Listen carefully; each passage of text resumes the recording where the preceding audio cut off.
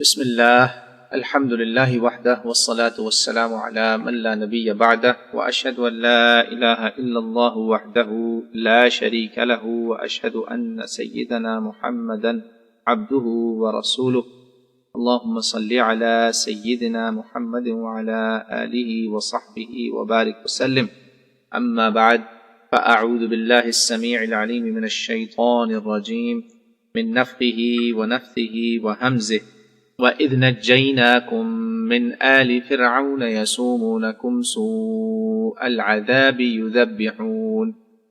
يُذَبِّحُونَ أَبْنَاءَكُمْ وَيَسْتَحْيُونَ نِسَاءَكُمْ وَفِي ذَلِكُمْ بَلَاءٌ مِّن رَّبِّكُمْ عَظِيمٌ صدق اللہ العلی العظیم ونفعنی وإیاکم بالذکر الحکیم۔ میرے بھائیو، میں نے آپ کے سامنے سورۃ البقرہ کی آیت نمبر 49 کی تلاوت کی۔ انشاءاللہ تعالی آج ہمارا جو قصص قرآن کا سلسلہ ہے اس میں ہم آپ کو سورہ بقرہ کے وہ قصے سنائیں گے جن کا بنی اسرائیل سے تعلق بنی اسرائیل سے متعلق۔ بسم اللہ، انشاءاللہ شروع کرتے ہیں۔ اللہ تعالیٰ فرماتے ہیں آیت نمبر 49 سورہ بقرہ کی، اللہ تعالیٰ فرماتے ہیں وَإِذْ نَجَّيْنَاكُمْ مِنْ آلِ فِرْعَوْنَ يَسُومُونَكُمْ سُوءَ الْعَذَابِ يُذَبِّحُونَ أَبْنَاءَكُمْ وَيَسْتَحْيُونَ نِسَاءَكُمْ وَفِي ذَلِكُمْ بَلَاءٌ مِّن رَّبِّكُمْ عَظِيمٌ صدق اللہ العلی العظیم۔ پچھلے پروگرام میں ہم نے یہ بڑا ایک واضح مقدمہ بتایا کہ قرآن پاک میں یہ جو بنی اسرائیل کے واقعات ہیں یہ کسی خاص مقصد کے تحت، ایک خاص فلسفہ، ایک خاص حکمت کے تحت ہمیں بتائے جا رہے ہیں، لہٰذا اب آپ نے وہ مقدمہ ضرور ذہن میں رکھنا۔ آج میں صرف آپ سے یہ مختصر جو ہے نا چھوٹے چھوٹے یہ واقعات ہیں، قرآن میں بہت مختصر آئے اور یہ مختصر ترین واقعات بھی اس میں سارا سمندر یعنی سمیٹ دیا، جسے کہتے ہیں نا کوزے میں سمندر کو سمیٹ دینا۔ تو اللہ تعالیٰ نے کہا کہ یاد کرو جب میں نے تمہیں فرعونیوں کے شر سے، فرعونیوں کے عذاب سے بچایا تھا، ان کی جو مصیبتیں جو تم پر آ گئی تھی، بہت تکلیف تھی تمہارے لیے، جس میں وہ تمہارے مردوں کو قتل کر دیتے تھے، اولادوں کو مار دیتے تھے، اور خاص طور پہ میلز کو مار دیتے تھے اور فیمیلز کو چھوڑ دیتے تھے، خواتین کو رکھ لیتے تھے۔ وَفِي ذَلِكُمْ بَلَاءٌ مِّن رَّبِّكُمْ عَظِيمٌ، یہ بہت بڑی ابتلا، بہت بڑا امتحان، بہت بڑی آزمائش تھی تمہارے لیے، کیونکہ ایک طرح کی اسے جینوسائیڈ، آج کل کی ماڈرن لینگویج میں اسے جینوسائیڈ کہتے ہیں۔ دیکھیں، ایک قوم کے مرد اگر سارے ختم ہو جائیں اور ان کی عورتیں جو ہیں ان سے پھر کون شادیاں کرے گا؟ وہ کس کی نعوذ باللہ یا بیویاں بنے گی یا لونڈیاں باندیاں یہ بنے گی، کانکیوبائنز بنے گی۔ اللہ تعالیٰ نے یہ بتایا، اس میں بہت بڑی تمہارے لیے آزمائش تھی، اور یہ واقعی بنی اسرائیل کے ساتھ ایسے بہت واقعات ہیں۔ اس سے پتہ کیا چلا کہ امت مسلمہ ان امتحانوں سے پہلے گزر چکی ہے۔ بنی اسرائیل یاد رکھیں مسلمان تھے ہم سے پہلے۔ آج کی امت محمدیہ صلی اللہ علیہ وسلم کو یاد رکھنا ہے کہ یہ آزمائشیں صرف چائنا میں نہیں آنی، صرف سینٹرل افریقن ریپبلک میں نہیں آنی، یا صرف برما میں نہیں آنی، یہ بار بار آئیں گی۔ اے آسماں کئی بار لے چکا ہے تو امتحان ہمارا، یہ بار بار ہوگا، اور اکثر اس کے پیچھے ہماری اپنی بدعمالیاں بھی ہوتی ہیں۔ اگر ہماری اپنی بدعمالی نہیں ہے پھر بھی آ رہا ہے، اگر ہم بہت ہی جسے کہتے ہیں ولی اللہ دودھ کے نہائے میں اور پھر بھی آ رہا ہے، پھر یہ ابتلاء ربی ہے، امتحان ہے، فتنہ ہے، آزمائش ہے، اور اس آزمائش میں جو پکا مومن ہوگا، جو صحیح میں اپنے دعوے پر یعنی قائم ہوگا، وہ بچ جائے، وہ کامیاب ہو جائے گا۔ جو صرف نام کے مسلمان تھے، دعوے تو بڑے کرتے تھے، مگر ذرا سی جب آزمائش آئی تو الٹ گئے، وہ فیلئر، وہ کذاب ہیں، وہ جھوٹے ہیں۔ یہ اللہ تعالیٰ نے یہ بات کئی بار قرآن پاک میں مضمون سمجھایا کہ ایسے ہی نہیں تمہیں جنت مل جانی، ایسے ہی نہیں تم مومن کہلاؤ گے، مومن کہلائے جانے کے لیے تمہاری آزمائش ہوگی۔ اور میں پھر بتاؤں، ہمارے کچھ بھائیوں نے یہ مؤمن بہت زیادہ زور دیتے ہیں، میں پھر بتاؤں گا مومن اور مؤمن دونوں قرآن پاک کے الفاظ ہیں، ثابت ہیں الحمدللہ، تو اس میں کوئی اتنی نیٹ پکنگ کی ضرورت نہیں۔ دوسرا واقعہ، پھر اللہ تعالیٰ نے دوسرا واقعہ بتایا آیت نمبر 50 میں۔ اب میں یہ آپ کو صرف واقعات بتاتا جاؤں گا کہ پھر اللہ نے ایک اور بہت بڑی اس مصیبت کے بعد نعمت کیا کی کہ موسیٰ علیہ السلام کے لیے اللہ تعالیٰ نے معجزے کیے کہ سمندر پھٹ گیا اور آپ گزر گئے، اور پیچھے فرعونی جو ہیں سارے غرق ہو گئے، اور اللہ نے کہا یہ تم نے اپنی آنکھوں سے دیکھا ہوا سارا۔ یہ ساری باتیں اللہ کہہ رہا ہے میں نے تمہیں خود دکھائے ہیں یہ معجزات کہ میں نے کیسے تم پر انعام کیا. اسی طرح ہمارے ساتھ بھی یہ ہوگا کہ اس امت پہ جب بھی آزمائش آئے گی، اس کو ختم کرنے والے لوگ اٹھیں گے کہ جی مٹا دینا ہے مسلمانوں کو اس علاقے سے، اس شہر سے، اس ملک سے، اس اسٹیٹ سے. اسپین کا جیسے واقعہ دیکھ لیں، کتنا انہوں نے وہاں مسلمانوں کو قتل کیا، کتنا قتل عام کیا، مگر آج بھی ویسٹرنرز خود جا جا کے دیکھتے ہیں، کہتے ہیں یہاں اسلام نظر آ رہا ہے، ہمیں اس عمارت میں اسلام نظر آ رہا ہے، فلاں فلاں جگہ نام کندہ ہوئے میں پتہ چل رہا ہے کہ یہ مسلمانوں کی باقیات ہیں. اور نہ صرف یہ، الحمدللہ وہاں مسلمان پھر واپس لوٹ آئے اور اسلام پھر سے وہاں پھیل رہا ہے. الحمدللہ یہ ختم نہیں ہوگا. اور اللہ نے کہا میں تمہیں اپنی نشانیاں دکھاؤں گا. یہی اسپینش لوگ جنہوں نے مسلمانوں کو مارا بعد میں خود خانہ جنگی کا شکار ہوئے، خود ایک دوسرے کو اپنے ہاتھوں سے انہوں نے ایک دوسرے کو مارا، کاٹا. تو اللہ تعالیٰ نے ہماری الحمدللہ یہ نصرت کرتا رہے گا اللہ تعالیٰ. اب ہمارا کام ہے کہ ہم اس سے آگے کیا چلیں. اگلا واقعہ، ایک اور واقعہ میں آپ کو قرآن پاک کا قصہ سناتا ہوں. اسی میں آیا نمبر 51 میں یہ وَإِذْ وَإِذْ وَإِذْ اور جب اور جب اور جب، جب یہ ایسے بات ہو نا، اور جب یہ ہوا، اور جب، اور یاد کرو، سمجھ لیں واقعہ ہے، کوئی تذکرہ آنے والا ہے اور اس مختصر سے تذکرے میں سارا جیسے کہتے ہیں نا سمندر سمیٹ دیا جائے گا. جیسے مثال میں دیتا ہوں آپ کو کہ کوئی کہے کہ یاد کرو جب تمہارے والدین نے ہجرت کی تھی فلاں جگہ سے اپنا گھر بار چھوڑ کے، صرف کلمے کے نام پر، اسلام کے نام پر انہوں نے ہجرت کی تھی. یاد کرو کتنی مصیبتوں سے تم گزرے سر، کیسے اللہ تعالیٰ نے تم لوگوں کی مدد کی. بالکل یہ وہی چیز ہے. آپ سے کوئی کلام کر رہا ہے، اللہ آپ سے مجھ سے ہم کلام ہے، اسی لیے اس کو کلام اللہ کہا گیا ہے. یہ کوئی عام کتاب نہیں ہے، یہ کلام اللہ ہے. تو اللہ تعالیٰ نے پھر ایک واقعہ بتایا. ان نعمتوں کے بعد جیسے آج کی امتیں بھی بھٹکتی ہیں، مطلب آج کی امتیں اور خاص طور سے امت محمدیہ بھی ایسے اس قسم کے جرائم میں چلی جاتی ہے. اللہ تعالیٰ مجھے آپ کو اپنی پناہ میں رکھے، حفاظت میں رکھے.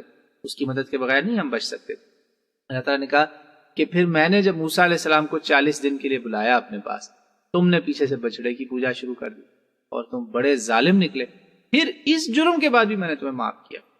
اب آپ ایک منٹ کے لیے سوچئے، اگر رسول اللہ صلی اللہ علیہ وسلم ہمارے میں واپس آ جائیں آج، جیسے موسیٰ علیہ السلام 40 دن کے لیے گئے اور واپس آئے، کیونکہ آپ کو پتہ ہے عمر رضی اللہ عنہ نے یہ کئی صحابہ میں یہ اندازہ تھا کہ شاید رسول اللہ صلی اللہ علیہ وسلم بھی ایسے ہی واپس آ جائیں گے. تو ہائپوتھیٹکلی آپ ذرا اسیوم کریں رسول اللہ صلی اللہ علیہ وسلم آج اگر واپس آ جائیں تو اس امت کی جب یہ حالت دیکھیں گے، کیا وہ ہم پر خوش ہوں گے یا ہم سے ناراض ہوں گے؟ یہ سوچنا. اگر تو آپ ہر آدمی اپنا محاسبہ کرے کہ ہر بندہ یہ سوچے کہ آج اگر رسول اللہ صلی اللہ علیہ وسلم آ گئے، آج وہ ہمارے بیچ میں ہوتے. جیسے میں دیکھتا ہوں کہ میرے ماں باپ اگر میرے سامنے ہوں گے تو میں اس حالت میں اگر بیٹھا ہوں، کیا وہ مجھے دیکھ کے خوش ہوں گے یا ناراض ہوں؟ اگر تو وہ نیک ماں باپ ہے تو خوشی ہوں گے انشاءاللہ، امید تو یہی. اگر وہ برے ہوں گے تو وہ ناراض ہوں گے. تو رسول اللہ صلی اللہ علیہ وسلم کے کیس میں ان سے زیادہ نیک تو کوئی ہے نہیں. خیر خلق اللہ، تقوی اور نیکی کیا ان سے بڑھ کے کوئی ہو ہی نہیں سکتا. اللہ کی تمام مخلوقات میں کوئی بھی رسول اللہ صلی اللہ علیہ وسلم کا ثانی نہیں. جس طرح اللہ کا کوئی ثانی نہیں نا وحدانیت میں، اسی طرح انسانیت میں اور مخلوقات میں رسول اللہ صلی اللہ علیہ وسلم کا کوئی ثانی نہیں. وہ کامل بشر، وہ کامل ہستی اگر آ جائے آپ کے بیچ میں اور دیکھے کہ آپ کا کیا طریقہ کار ہے، تو کیا وہ موسیٰ کی طرح غضبناک ہوں گے یا کم غضبناک ہوں گے یا بڑے خوش ہوں گے کمال کر دیا؟ یہ ہے مقام بلاغت اور مقام تفکر اور تدبر. اللہ مجھے آپ کو کی توفیق دے. تو اللہ کہتا ہے میں نے انہیں بھی معاف کر دیا اور تاکہ تم لوگ شکر کرو. اور آج بھی ہم ایسا ہی ہے کہ جب ہم سے غلطیاں ہوتی ہیں تو اللہ تعالیٰ ہمیں بار بار معاف کرتے ہیں. عافیت رمضان کی تو دعاؤں میں بھی ہے، اللہم انک عفو تحب العفو فاعف عنا. اللہ محبت کرتے ہیں معاف کرنے کو، معاف کرنا آپ کو بہت پسند ہے، تو ہمیں معاف کر دیں. تو اللہ سے آج معافی مانگیں کہ ہم ان برائیوں، کوتاہیوں اور گمراہیوں میں نہیں پڑیں گے جس سے ہم سے اللہ تعالیٰ ناراض ہو. اور رسول اللہ صلی اللہ علیہ وسلم جس پر اس امت کو حالت میں چھوڑ کر گئے تھے، اسی حالت پہ اگر انہوں نے ہمیں دیکھا تو ہم سے وہ بھی خوش ہوں گے، اللہ کے رسول خوش ہوں گے اور ہمیں حوض کوثر پہ مبارکباد شاباشی دیں گے. اور کچھ ایسے ہوں گے جن کو دیکھ کے کہیں گے ان کو تو میں نہیں جانتا، لے جاؤ ان کو مجھ سے، میں نہیں، یہ میرے لوگ. ونعوذ باللہ من ذالک. تو یاد رکھیں شرک وہ جرم عظیم ہے، وہ گناہ عظیم ہے، وہ غلیظ خبیث ترین گناہ ہے کہ اس کے اندر معافی بہت مشکل ہے۔ بنی اسرائیل نے جب یہ ظلم کیا تو ان کو سزا یہ ملی تھی کہ ان کو کہا گیا کہ تم قتل کرو ان سب لوگوں کو جنہوں نے شرک کا جرم کیا ہوگا۔ سوچیں آپ، نبی بیچ میں واپس آ جائے تو بہت بڑی آزمائش ہے۔ شکر کریں، یہ بھی اللہ تعالیٰ کی ایک رحمت ہے کہ نبوت کا دروازہ بند ہے۔ اگر نیا نبی آتا اور ہمیں دیکھتا کہ ہمارے اندر وہ گمراہیاں موجود ہیں جو قوم موسیٰ میں تھیں، تو یا وہ کہتا تو ابھی کلمہ پڑھو، توبہ کرو دوبارہ، یا قتل ہونے کے لیے تیار ہو۔ دو ہی آپشنز تھیں۔ تو یہ ہم پہ اللہ تعالیٰ نے جو نبوت کا دروازہ بند کیا نا، یہ بھی ایک بہت بڑا انعام ربی ہے۔ یہ اس کو کوئی یہ نہ سمجھے کہ کوئی نبوت ختم ہونے سے امت کو کوئی کمی آ گئی ہے۔ الحمدللہ یہ بھی اللہ تعالیٰ کی ایک رحمت میں شامل ہے، کیونکہ رسول اللہ صلی اللہ علیہ وسلم رحمت للعالمین ہے۔ نبوت کے بند ہونے کے بعد یہ نبوت قائمہ اور نبوت دائمہ ہو گئی، ہمیشہ کے لیے یہ چلے گی، ختم نہیں ہوئی، یعنی دروازہ بند ہوا ہے۔ نبوت کا جو فیضان ہے وہ چلتا رہے گا قیامت تک، اور اس فیضان کو ہمیں یاد رکھنا ہے، یاد دہانی کرواتے رہنا۔ قرآن دیکھیں آپ کو بار بار وہ چیز یاد کروائے گا۔ تو یہ معاملہ ہے، اور اللہ تعالیٰ نے کتاب دی جو حق اور باطل کا فرق کر سکتی ہے تاکہ وہ انہیں ہدایت نصیب، اور ہمیں بھی اللہ تعالیٰ نے کتاب دی ہے، اور یہ وہ کتاب ہے جس میں کبھی بھی کوئی تحریف نہیں کر سکتا، کبھی بھی اس یہ نہیں گھومے گی۔ جب تک اللہ تعالیٰ نے یہ دنیا رکھنی ہے اس نے موجود رہنا ہے، جس دن اس دنیا نے ختم ہو جانا ہے اس کے الفاظ بھی اٹھ جائیں گے، اس وقت آنے تک ہدایت کا سامان ہمارے پاس رہے گا، بالکل جو اللہ تعالیٰ نے ان کو کہا آیت نمبر 53 میں۔ یہ بہت بڑی ایک اللہ تعالیٰ کی کرم نوازی ہے کہ اللہ تعالیٰ نے ہر دور میں امتوں کے لیے ہدایت کا سامان بنا، ان کو کتاب دی، اور وہ ایسی کتاب تھی جو فرقان تھی۔ قرآن پاک کا بھی ایک نام ہے الفرقان، جو چیز تمیز کرے حق اور باطل کی، ایک ایسا پیمانہ، ایسا ٹول جس کے ذریعے آپ برائی اور اچھائی میں تمیز کر سکیں کہ یہ حق ہے، یہ باطل ہے، یہ صحیح ہے، یہ غلط ہے، یہ نیکی ہے، یہ بدی ہے۔ یاد رکھیے یہ اللہ تعالیٰ نے ہمیں مہیا کیا ہے، پہلے بھی مہیا کی، یہ اللہ کی بہت بڑی نعمت ہے۔ یہ بھی ایک چھوٹا سا آپ کے سامنے قصہ ہو گیا۔ اگلا ایک اور قصہ ہے، وہ ہے بنی اسرائیل کا۔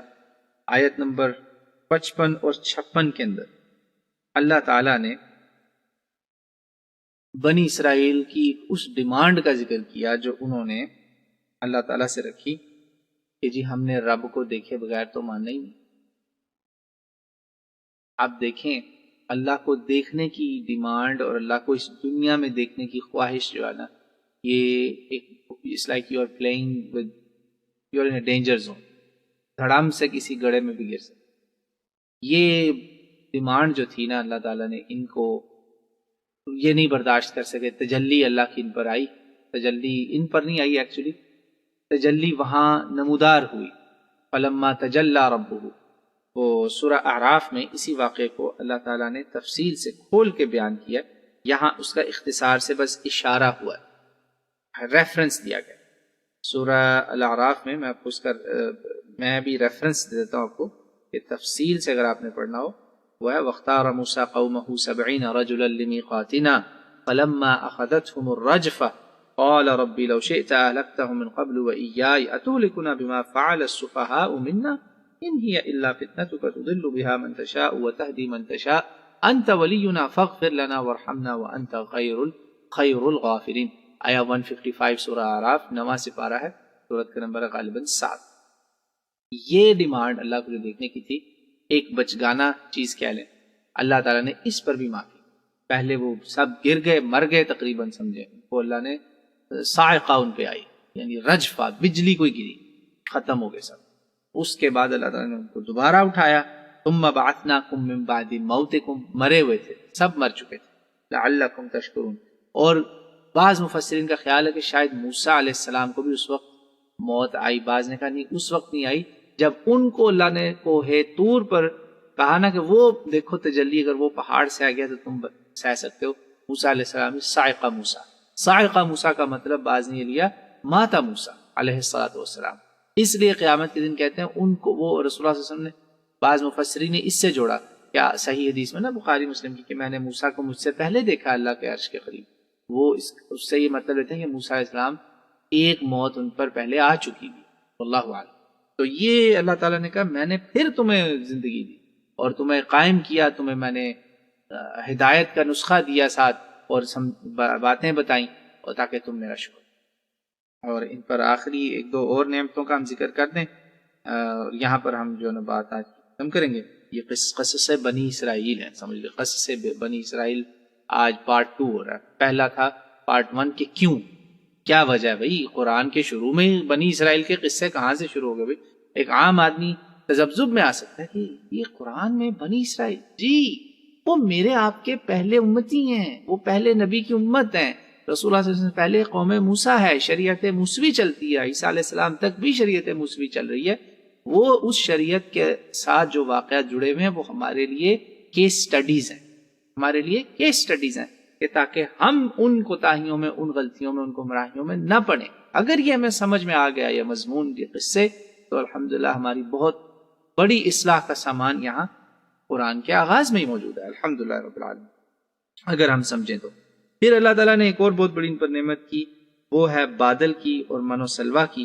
اور اللہ تعالیٰ نے کہا میں نے اس پر تمہیں کہا کھاؤ میرا دیا ہوا رزق اور اپنی جانوں پر، لیکن تم لوگوں نے وہاں بھی اپنی جانوں پر ظلم کیا اور اس کے اندر بھی تم نے کوتاہیاں کی، میری نعمتوں کا کفران نعمت کیا۔ یہ جو من و سلوا کا واقعہ ہے نا، اس کو انشاءاللہ ہم کل کی نشست میں دوبارہ رکھیں گے۔ آج جو ہے نا میں اس کو یہاں پر ختم کرتا ہوں، انشاءاللہ کل آیت نمبر 58 سے شروع ہوگی بات، اور وہاں پہ پھر ہم بنی اسرائیل کے مزید واقعات جو قرآن پاک میں ہیں ان کو کور کریں گے انشاءاللہ۔